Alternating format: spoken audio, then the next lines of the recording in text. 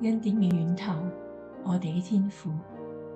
當我哋享用你所賜嘅豐盛時，求你保守我哋嘅心，免得我哋喺飽足中忘記你嘅聖名，喺昌盛時偏離你嘅道路。願富足不成為靈性嘅網絡，反成為順服你嘅契機。求你提醒我哋，生命唔在於財物豐富，乃在於謹守遵行你嘅誡命。